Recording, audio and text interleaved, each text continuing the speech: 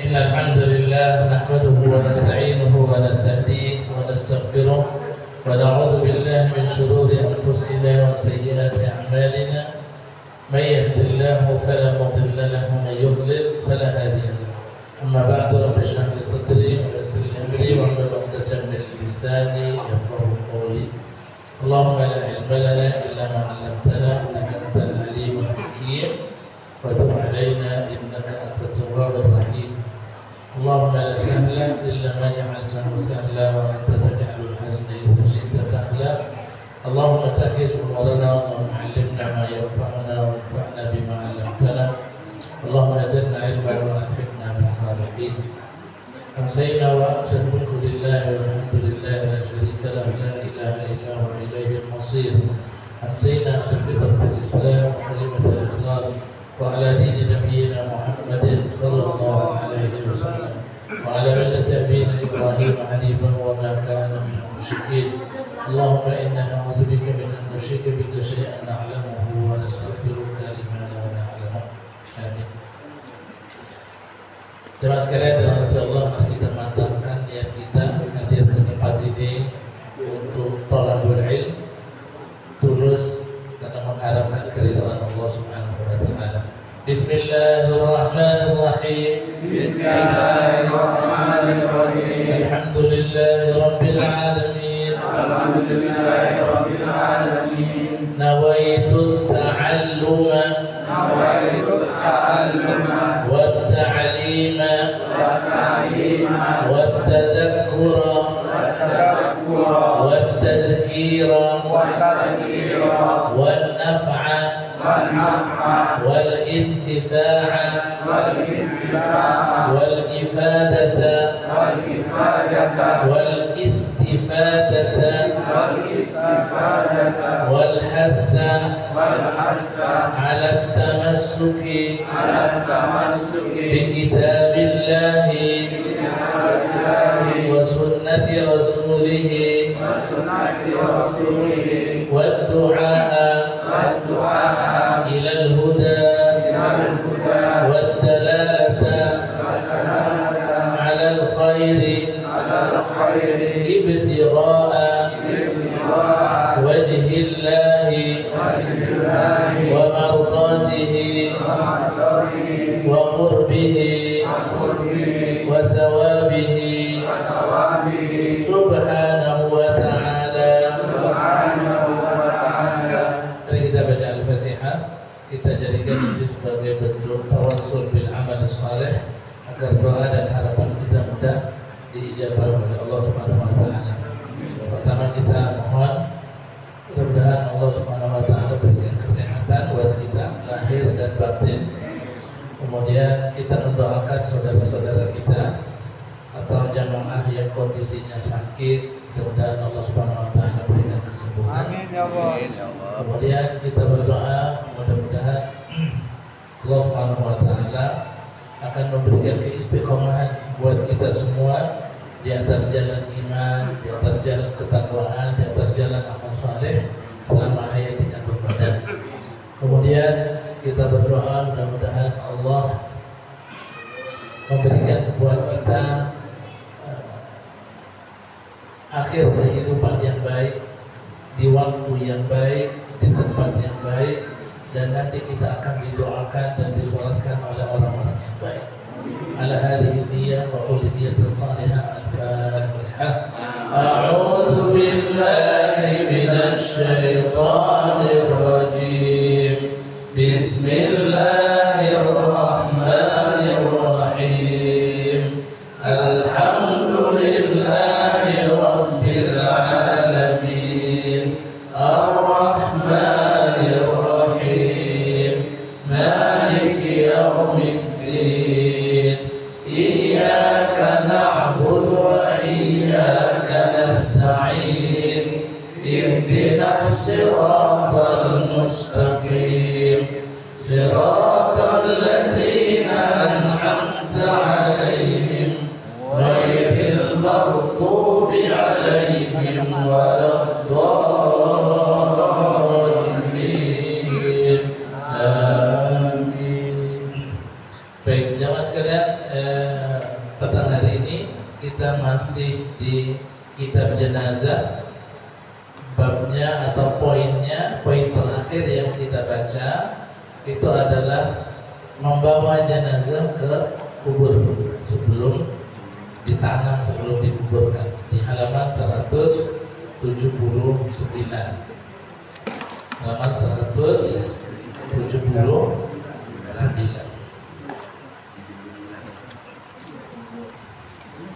Jadi sesudah mayat dimandikan, dikafani, disolatkan, lalu bawa ke kuburan. Kemudian poin-poin yang sempat disebutkan di pertemuan yang lalu itu adalah dipikul pada 4 penjuru ya. Dari depan, dari belakang, dari kanan dan kiri ya. Kemudian disunnahkan juga al-isra', bersegera, jangan lelet ya. Karena kata Nabi SAW, fa in kanat salihatan, kalau si mayit ini adalah orang yang baik, tentunya dia akan mendapatkan kenikmatan di dalam kuburnya. Nah, kalau kalian mempercepat, berarti kalian membantu dia untuk segera mendapatkan kenikmatan itu. Kalau orang itu bukan orang yang baik, artinya dia mungkin akan mendapatkan siksa atau masalah di dalam kuburnya. Kalau kalian mempercepat, berarti kalian tidak lama-lama menggotong di dia. Kalian bisa melepaskannya dengan cepat. Ya. Kemudian di mana berjalannya orang ketika mengiringi jenazah? Sebagian ada yang mengatakan di depan, sebagian ada yang mengatakan di belakang. Tapi intinya boleh di mana saja. Ya. Kalau guyonannya asal jangan ikut di dalam keranjanya, mau di depan, mau di belakang, mau di kanan kiri, nggak jadi masalah. Ya. Kemudian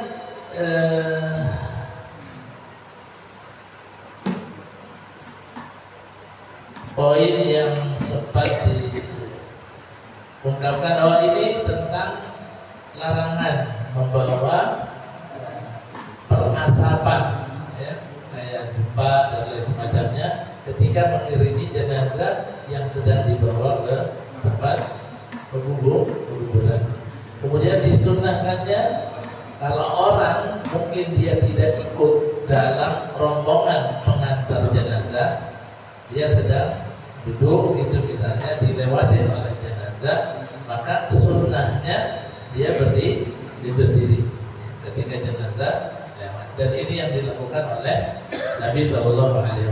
Hatta ketika yang lewat itu jenazah seorang non muslim. Ada Nabi SAW pernah ada jenazah yang lewat, kemudian Nabi berdiri. Sahabat mengatakan, ya Rasulullah, ini jenazahnya orang Yahudi. Nabi hanya mengatakan pokoknya kalau ada jenazah yang lewat, berdirilah kalian, karena itu manusia juga ya, itu makhluk. Nah, sekarang poin pelajaran barunya adalah di halaman 182. Oh, sudah ini ya, sudah menguburkan mayat, sudah pakai lahat dan lain semacamnya. Sekarang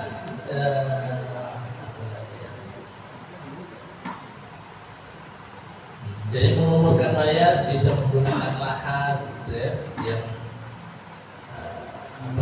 bahagian yang dibikin agak dalam dibandingkan dengan sisi yang lain untuk naruh jenazah di tempat tersebut ya. Kemudian disunahkan juga ketika meletakkan jenazah, mengangkatnya, meletakkannya, membaca Bismillah wa ala millati Rasulillah. Kemudian disunahkan juga ketika memasukkan jenazah ke kuburan dari arah kakinya ya, dari arah lahir. Jadi kalau kepalanya di sebelah sini, ya, kepala itu di sebelah sini, kaki dia di sini.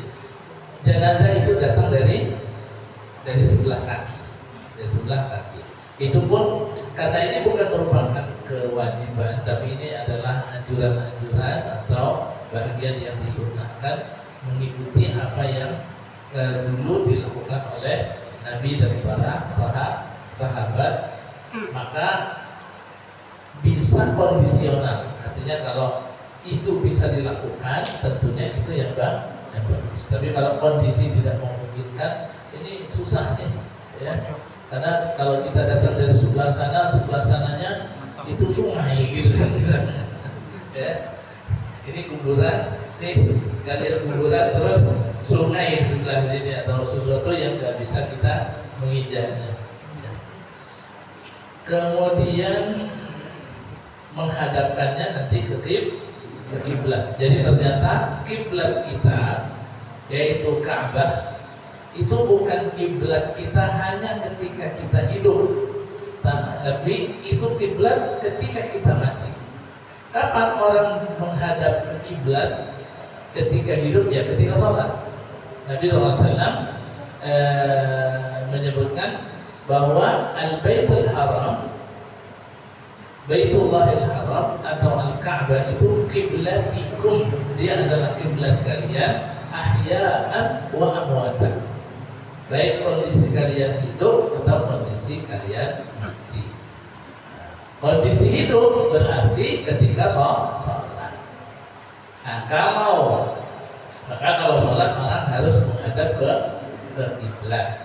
Nah, kalau mati ya nggak bisa ngadep sendiri, berarti yang ngurus jenazahnya itu, ya, yang harus menghadapkannya ke. Nah, sekarang poin barunya adalah beberapa sunnah bersangkutan dengan kubur. Halaman 183 di bawah, ya. Beberapa sunnah yang bersangkutan dengan kubur. Ketika memasukkan mayat ke dalam kubur, maka sunat menutupi bahagian atasnya dengan kain atau yang lainnya. Kalau mayat itu perempuan, apa keterangannya? An ahli Kufati anna Ali bin Abi Thalib, diriwayatkan dari ahli Kufah bahwa Ali bin Abi Thalib sahabat Nabi atahum, datang kepada mereka, kepada ahli Kufah, wa hum yadfanun, dan saat itu mereka sedang menguburkan jenazah. Yadfinuna mayyitan. Kebetulan jenazahnya itu laki-laki. Wa qad basata thawba ala qabrihi, dan telah dibentangkan kain di atas kuburannya, ya, ketika dimasukkan.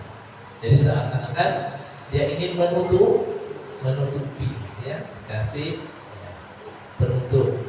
Fajadabat thawba minal qabri, maka Sayyidina Ali menarik kain tersebut dari atas kuburan itu.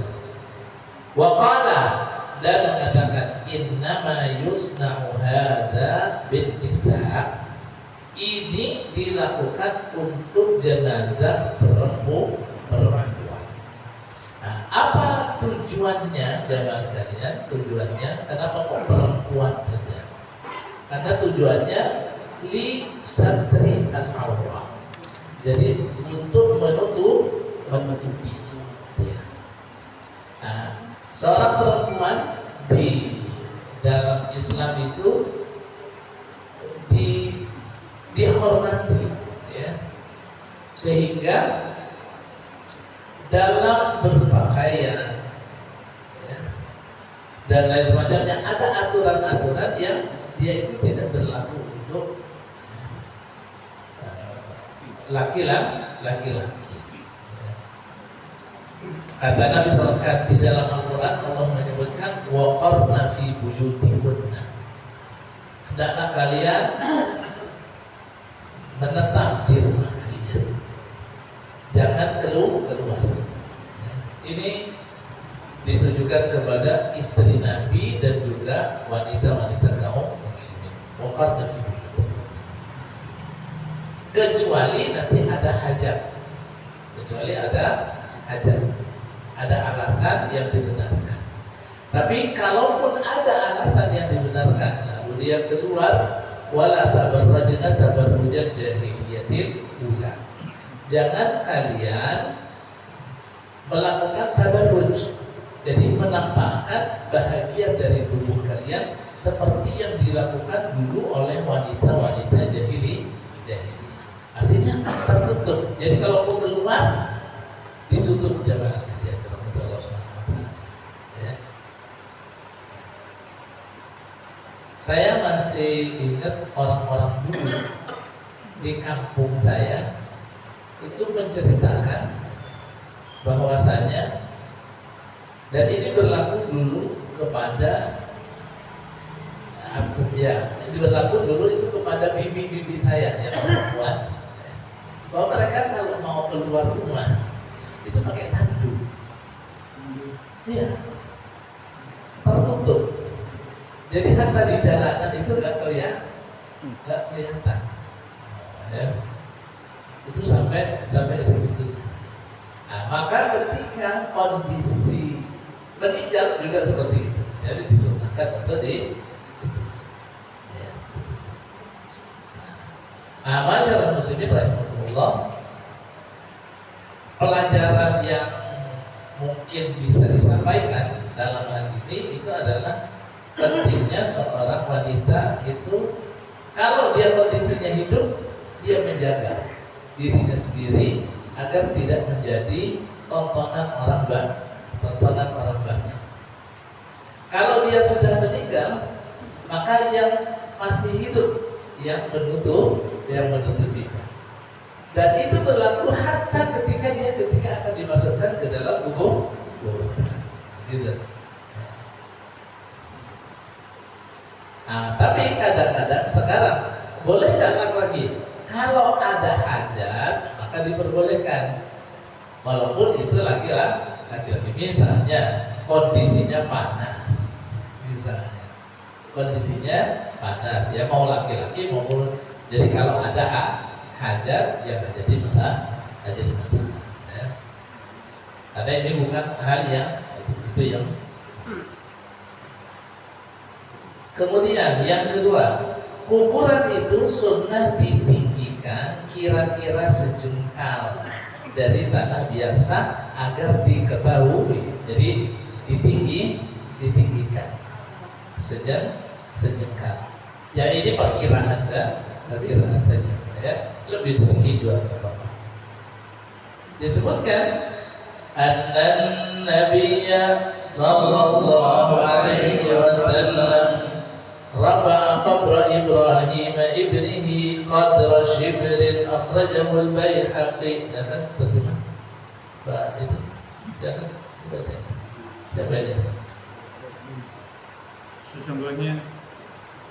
Sesungguhnya Nabi Muhammad SAW telah mendirikan kuburan anak beliau.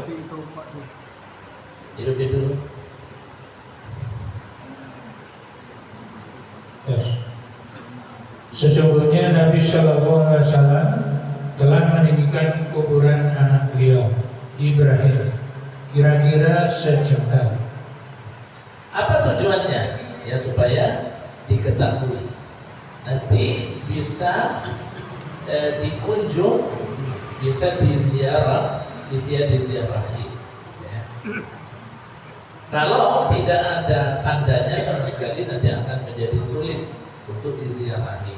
Dan menziarahi kubur itu kan termasuk sesuatu yang disyariatkan. Ya. Kata Nabi SAW, kuntu nahaitukum an ziyaratil kubur. Dulu aku pernah larang kalian untuk ziarah kubur. Dulu, ya, ketika di Mekah. Tapi ketika di Madinah, kondisi iman kaum muslimin sudah menjadi kuat. Nabi mengatakan al-an fazuruha. Kalau sekarang maka silakan kalian kunjungi atau ziarahi kubur itu. Fa innaha tudzakkirukumul maut. Itu akan mengingatkan kalian akan kematian. Dulu dilarang karena kaum muslimin masih hadithu ahdin bil jahiliyah, masih masanya itu dekat dengan masa jahiliyah, di mana mereka saat itu banyak menyembah berhala. Dan jemaah tahu bahwasanya penyembahan kepada berhala itu asal muasalnya adalah datangnya orang-orang pada zamannya Nabi Nuh alaihissalam, ya, pasca Nabi Nuh. Jadi pasca Nabi Nuh itu jamaah sekalian, orang-orang yang soleh kalau mereka mati dikuburkan, kemudian di kuburannya dibikin patungnya.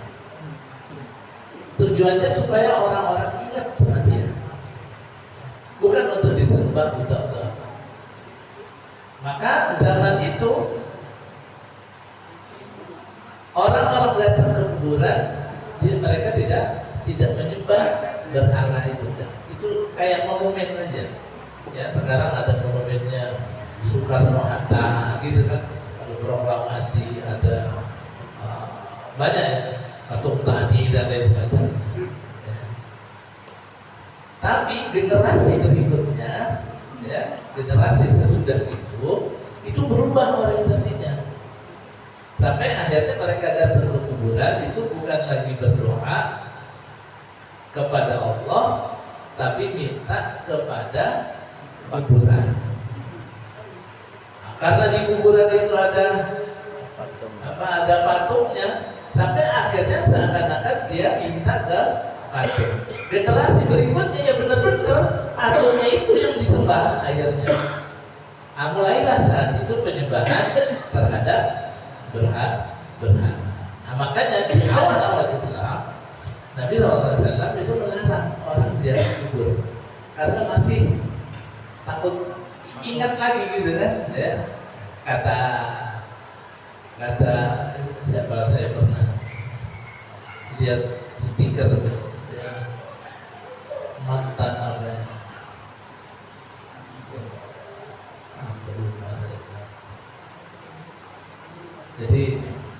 jadi mantan gitu. Jangan diajak, kurang lebih kalimatnya gitu, jangan dia mohon maaf, mantan preman jangan diajak macam-macam gitu kan, karena baru tobat masalahnya.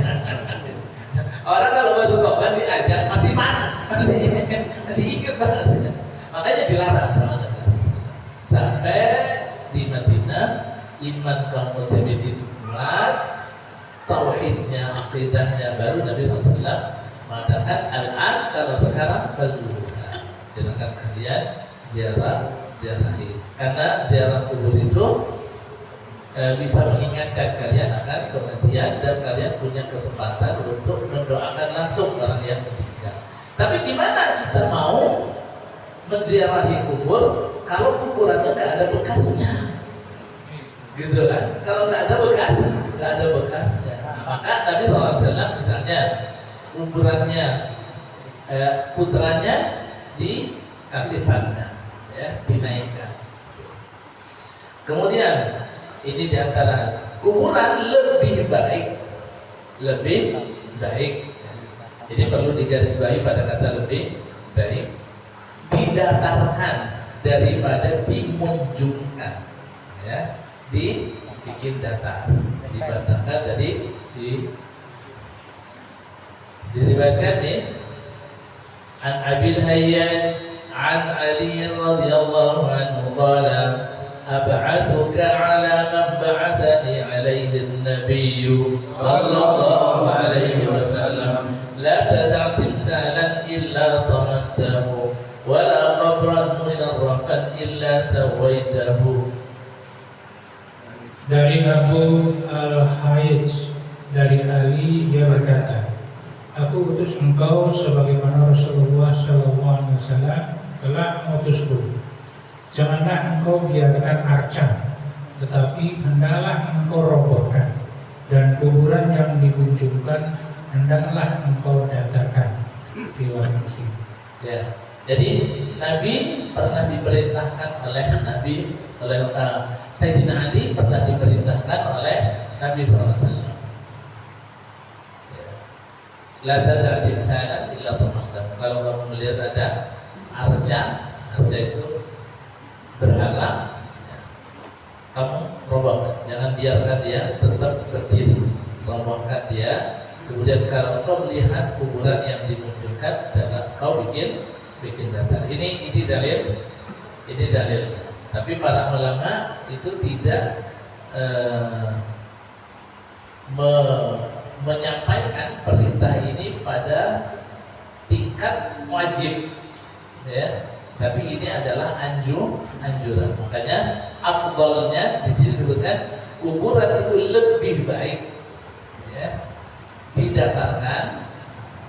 Jadi nanti menyesuaikan dengan apa yang disampaikan oleh Nabi Sallallahu Alaihi Wasallam.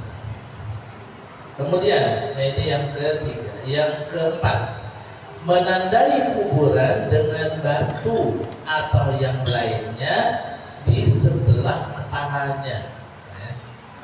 Jadi ditinggikan semuanya sejengkal, misalnya kurang lebih bisa lebih sedikit atau kurang, yang penting bisa diketahui. Kemudian di bagian kepalanya bisa dikasih batu atau yang lainnya. Kalau sekarang batu nisan kita bilang, ya, sebagai penanda.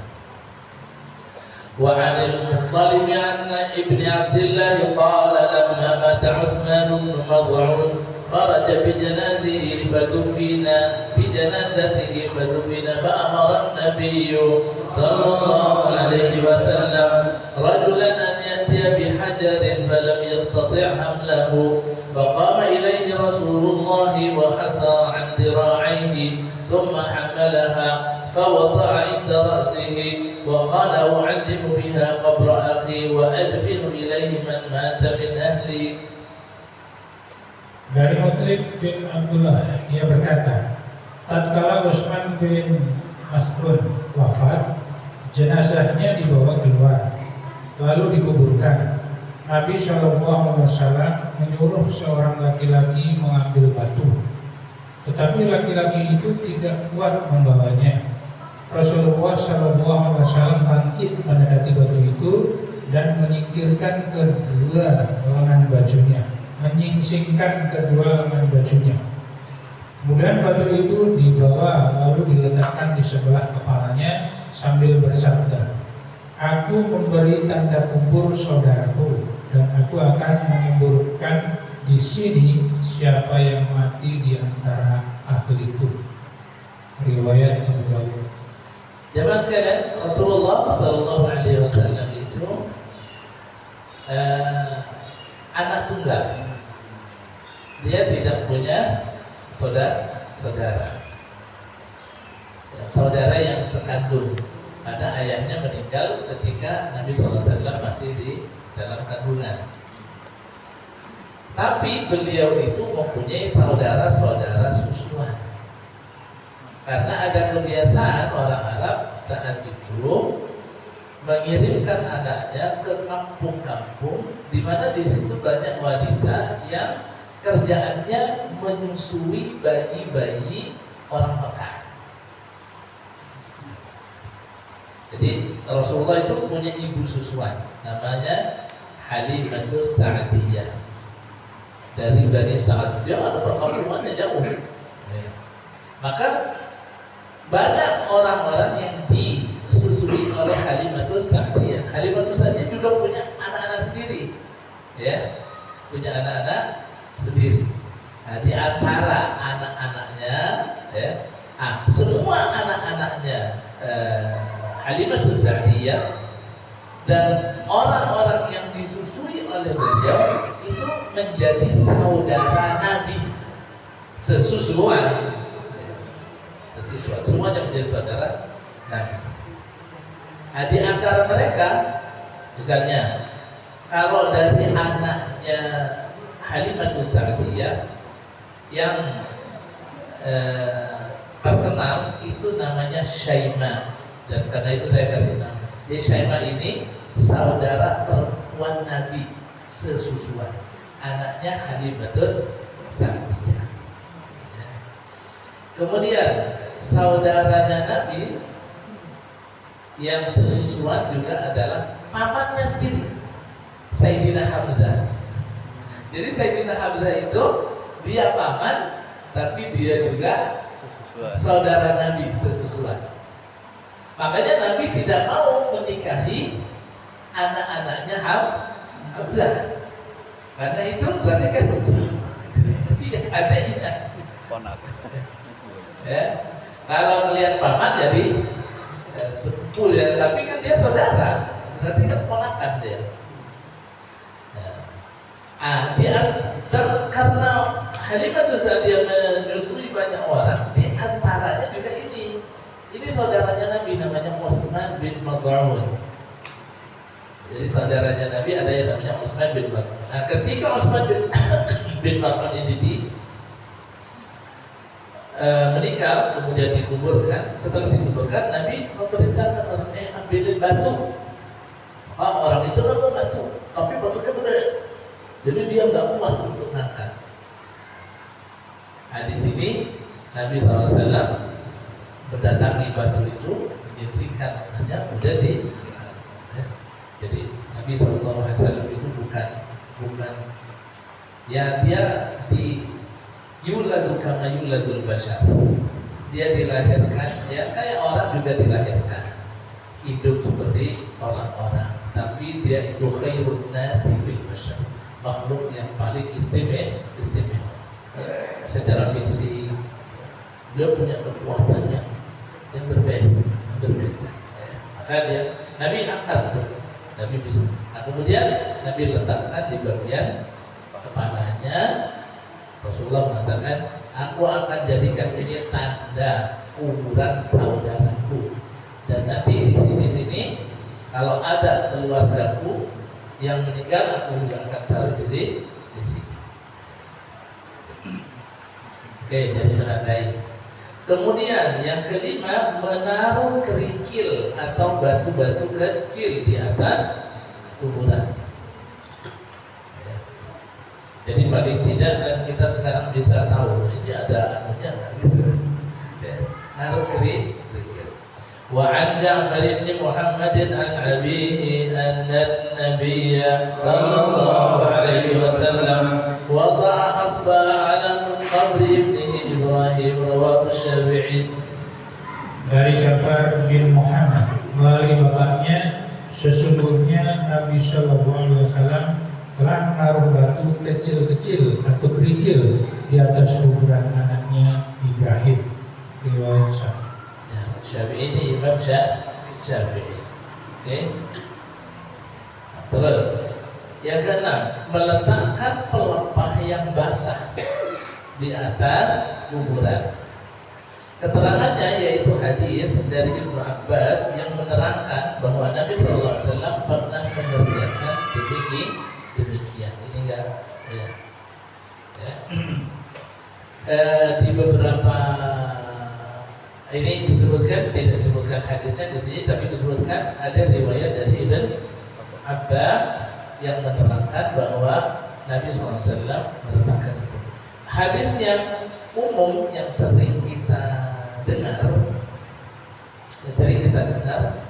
itu adalah ketika Nabi meletakkan pelepah kurma yang masih basah ke dua kuburan yang dilewati oleh beliau. Ceritanya Nabi lewat dua kuburan, kemudian Nabi mengatakan, hadani yu'adzabani fi qabrayhima aw kama qala. Jadi orang yang ada di kuburan ini sekarang dalam kondisi disiksa. Wa ma yu'adzabani fi kabir. Mereka tidak disiksa karena urusan yang besar, yang sulit untuk ditinggalkan. Yang pertama itu adalah ahaduhuma yamshi bin namimah. dan suka mengadu domba. Kata-kata yang di sini disampaikan ke orang yang lain, sehingga ini nanti akhirnya berantem. Gitu. Diadu domba. Wa tani, dan yang kedua, la yastabri'u 'inda al-baul. Jadi kalau pipis dia tidak tuntas. Di riwayat lain, la yastabri'u 'inda al-baul. Jadi tidak menjaga privasi ketika dia pipis. Nah, kalau yang pertama, la yastabri, tidak tuntas kalau pipis. Ini perintah sebenarnya dari Nabi SAW agar kalau orang itu pipis, tolong dituntaskan, karena biasanya pipis itu tidak akan langsung selesai. Ya.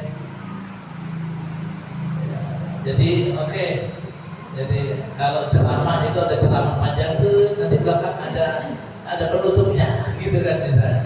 Ya, nah itu kadang-kadang butuh beberapa saat ditunggu dan lain sebagainya. Ya. Apalagi susah untuk tuntas kalau kondisi orang pipis itu berdiri. Itu sangat susah. Ya. Nah, kalau dia pipisnya itu duduk, ya, maka bagian kan bung kemih ini terpijak dengan kaki dan lain semacamnya, tertekan, maka dia akan memudahkan orang bisa cepat tuntas. Dia pertama. Yang kedua, ada yang mengatakan la yastatir, jadi tidak menjaga privasi dia ketika dia pipis. Ya. Kadang tiba-tiba kebelet langsung aja di pinggir jalan, taksi di balik taksi dan sebagainya. Padahal itu di sana orang-orang, gitu kan? Nah, itu terasa jangan dilakukan, ya, jangan dilakukan.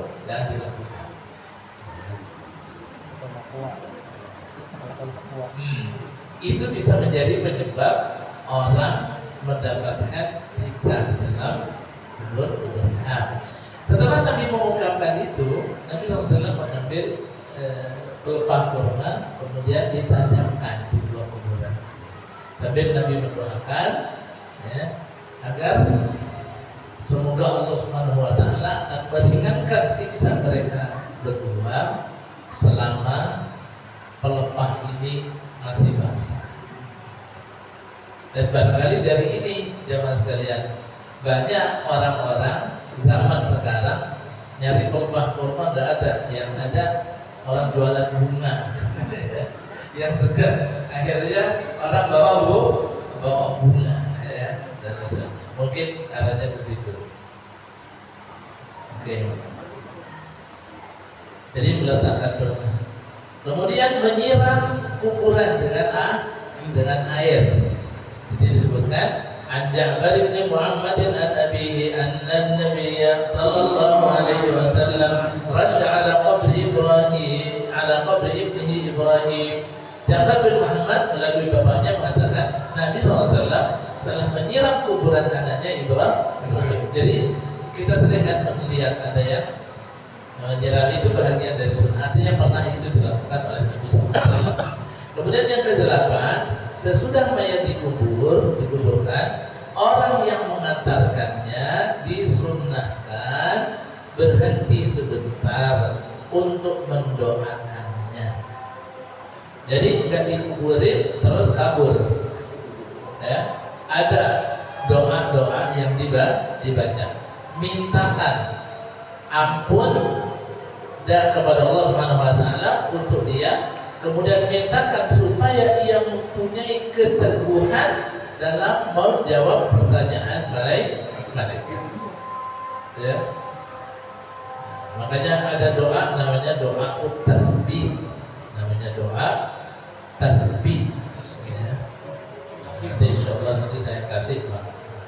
Ada doa tathbit yang sudah dikumpulkan oleh sahabat kiai, bagus sekali, diambil dari hadis-hadis Nabi sallallahu alaihi wasallam. Jadi bukan dikasih, kalau doa tahbid itu sebenarnya doa saja. Jadi bukan kayak orang ngasih contekan. Kalau nanti dibilang siapa Tuhanmu, jawab Allah. Itu kan kesannya seperti ngasih contekan begitu. Enggak. Kalau yang ada di riwayat-riwayat itu doa. Jadi supaya orang itu diberi keteguhan hati, kefasihan lisan untuk menjawab. Lihat di sini hadisnya. Wa an Utsman, diriwayatkan dari Utsman, kana Nabiyyu sallallahu alaihi wasallam idza faragha min dafnil mayyit, kalau beliau selesai menguburkannya mayit, waqafa alaihi, beliau berdiri di atas kuburannya, faqala, lalu Nabi mengatakan kepada hadirin, istaghfiru li akhikum, silakan kalian mohon ampun kepada Allah untuk saudara kalian. Jadi perintahnya mohonkan ampun. Allahumma ighfir lahu warhamhu wa'afihi wa'fu anhu. Silakan doa itu diulang-ulang. Kemudian was'alu lahu tathbit, dan mohonkan kepada Allah Subhanahu wa taala bagi dia keteguhan hati, kefasihan lisan. Kenapa? Fa innahul ana yus'al, sebab sekarang dia sedang ditanya. Nah, jemaah sekalian dirahmati Allah Subhanahu wa taala, pertanyaan-pertanyaan yang diajukan itu di dalam riwayat hadis disebutkan bahwa malaikat nanti akan bertanya tentang siapa Tuhanmu, siapa nabimu, siapa imammu, dan lain sebagainya, ya, dan lain sebagainya. Kalau orang itu bisa menjawab, maka dia akan aman. Dia akan aman. Yang menjadikan orang itu bisa menjawab, jemaah sekalian, yang menjadikan adalah amalan dia, ya, yang akan membantu dia bisa menjawab. Kalau dia punya tabungan amal yang banyak, dia istiqomah dengan imannya dan amal saleh. Allah katakan dalam Al-Quran, yuthabbitullahu alladhina amanu bil qawli tsabiti fil hayati dunya wa fil akhirah. Allah akan memberikan keteguhan kepada orang-orang yang beriman, kemudian dia melakukan amal saleh. Dia tahu konsekuensi keimanan, harus ada amal saleh, maka Allah akan memberikan keteguhan baginya fil hayati dunya wa fil akhirah, baik itu dalam kehidupan dunia ataupun di akhirat. Dan kuburan itu adalah terminal pertama kehidupan di akhirat. Saat itu Allah akan memberikan kekuatan dia, kemampuan untuk menjawab, ya. Bukan karena dia sekalian sudah dikasih tahu contekan, bukan karena itu, ya, dikasih tahu nanti kalau mau tanyain begini jawab begini, ya, enggak. Kalau orangnya itu bukan orang yang pantas untuk mendapatkan tathbit dari Allah, keteguhan dari Allah, ya dia nggak akan bisa, nggak akan memberikan manfaat apa-apa, nggak akan memberikan manfaat apa-apa. Jadi yang akan memberikan manfaat itu adalah sanu iman dan amal saleh. Ya enak lah kalau cuma dikasih contekan zaman kalian, habis itu aman, gitu kan? Yang akan membantu seseorang nanti aman di dalam kuburannya itu iman dan amal saleh. Ya. Apa yang dibawa oleh jenazah itu, dari kain dan lain sebagainya, itu nggak akan ngaruh apa-apa, nggak akan memberikan manfaat apa-apa. Hatta kain yang dipakai untuk apa namanya, jadi kain kafannya itu misalnya kain ihram misalnya yang dipakai, itu nggak ngaruh kalau orangnya nggak punya iman, nggak punya amal soleh. Jangankan kain ihram kita ya mas sekalian. Seorang sahabat Nabi, anaknya Abdullah bin Ubay bin Salul. Jadi dulu ada tokoh munafik namanya Abdullah bin Ubay bin Salul, namanya bagus juga tuh. Abdullah bin Ubay bin Salul. Dia punya anak, anaknya Abdullah bin Ubay ini Muslim dan Islamnya benar. Artinya jadi sahabat Nabi, ya. Jadi sahabat Nabi. Itu ketika orang tuanya meninggal, dan Nabi tahu kan kalau ini orang munafik sebenarnya, tapi Nabi memperlakukannya seperti orang Islam pada umumnya, karena dia orang munafik itu di lisannya mengucapkan beriman, tapi sebenarnya hatinya enggak. Cuman Nabi memperlakukannya seperti orang Islam aja, karena mereka juga sholat, ya. Orang munafik itu juga sholat, juga zikir, tapi sholatnya malas, zikirnya dikit. Itu disebutkan dalam Al-Quran begitu, ya. Nah ketika meninggal abahnya, namanya Abdullah juga, jadi Abdullah bin Ubay bin Salul, dia datang ke Nabi, ya Rasulullah, saya minta baju Anda untuk dijadikan kain kafannya abah saya. Dikasih sama Nabi. Sama Nabi dikasih dikasih bajunya Nabi untuk ikut jadi kafannya. Kenapa? Nabi tahu itu nggak akan kasih manfaat apa-apa bagi dia. Yang akan bermanfaat itu adalah iman dan amal saleh. Dan ini bisa dipersiapkan mulai sekarang. Ketika Allah masih berikan kita ya kesempatan untuk hidup, bisa bernafas, masih sehat, ya. Ini kesempatan. Baik, ini jadi beberapa poin yang disunahkan, dianjurkan ketika di kuburan. Nah, poin berikutnya insya Allah di pertemuan yang akan datang tentang larangan yang bersangkutan dengan kuburan. Terima kasih atas segala perhatian. Mohon maaf atas segala kekurangan. Kita tutup dengan hamdalah. Alhamdulillah. Kita baca Sayyidul Istighfar dan Kafaratul Majlis. Bismillahirrahmanirrahim. Allahumma anta rabbi la ilaha illa anta خلقتني وأنا عبدك وأنا على عهدك ووعدك ما استطعت أعوذ بك من شر ما صنعت أبوء لك بنعمتك علي وأبوء بذنبي فاغفر لي فإنه لا يغفر الذنوب إلا أنت سبحانك اللهم وبحمدك أشهد أن لا إله إلا أنت أستغفرك وأتوب